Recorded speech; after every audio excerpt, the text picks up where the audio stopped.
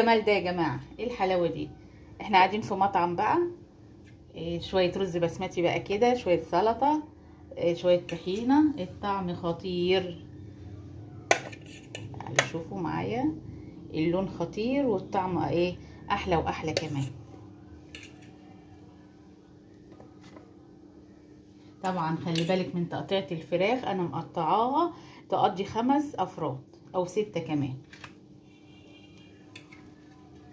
يعني زوجك مثلا هياخد الورك، والاطفال بقى تبداي توزع عليهم.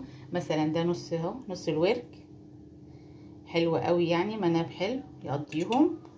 وده كمان مناب اهوت الاطفال او كبار كمان. اوعوا بقى تنسونا في اللايك والاشتراك عشان يوصل لكم كل جديد. وقولوا بقى ايه رايك، جربي بقى وقولي ايه رايك في التتبيله الجميله اللي انا عملتها لكم دي النهارده. اوعي تنسي الزعتر، بيدي للفراخ ريحه حلوه وبيوديها في حته تانية خالص. وبألف هنا، والسلام عليكم ورحمه الله وبركاته.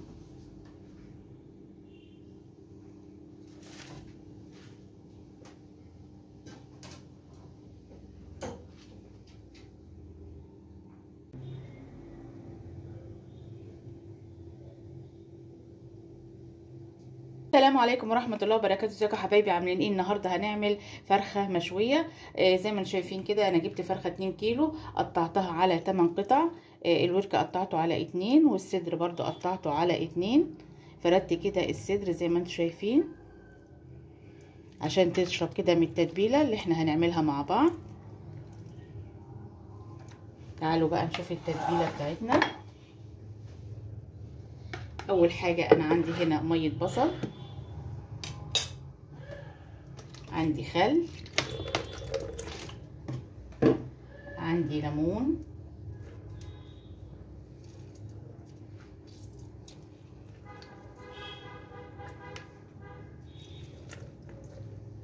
عندي زيت، زعتر،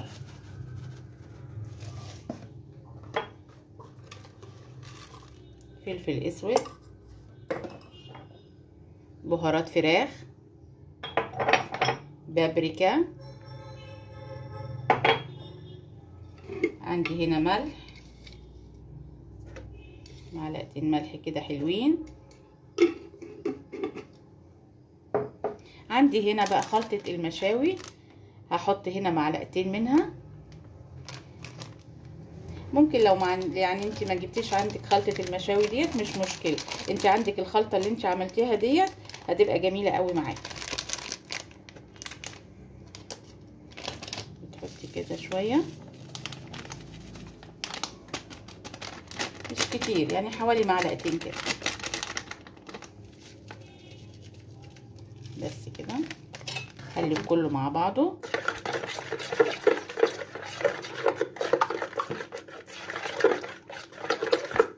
احط بقى الفراخ بتاعتي كده. الزعتر جميل قوي، هيديكي ريحه حلوه وطعم جميل. هحط الفراخ دي، هسيبها كده في التتبيله الحلوه ديت قد كده ساعه او نص ساعه، يعني تبع الوقت اللي عندك. ممكن تعمليها الصبح وانت نازله الشغل وتسيبيها كده في التتبيله دي وتغطيها وتسيبيها، او ممكن تعمليها من بالليل، او لو انت مستعجله بقى ايه على ما تحضري كده حاجتك، حطيها في التتبيله ديت وسيبيها. هسيبها بقى كده اغطيها.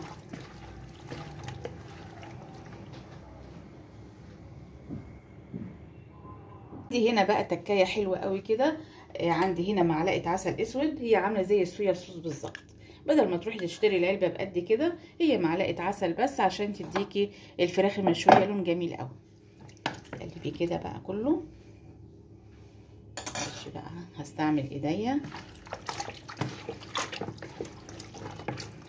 عندي بقى هنا صينيه، دي الصينيه اللي هدخلها الفرن. هبدا ارص كده الفراخ بقى. بسم الله الرحمن الرحيم.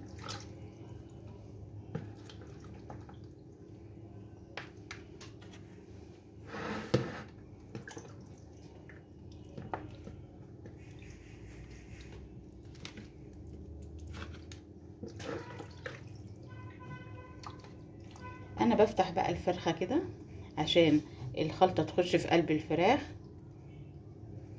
وبيبقى يعني المناب حلو كده برضو عشان الولد يقتنع بيها، او بنتك او ابنك صغيرين بقى. عندي بقى هنا التتبيلة،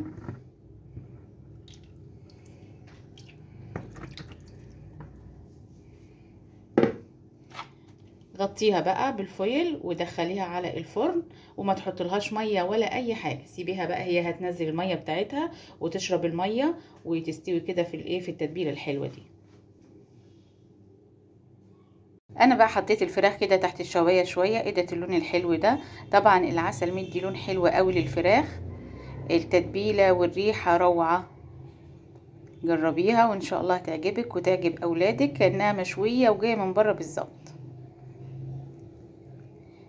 اعملوا لايك بقى واشتركوا في القناه، وبألف هنا، والسلام عليكم ورحمه الله وبركاته.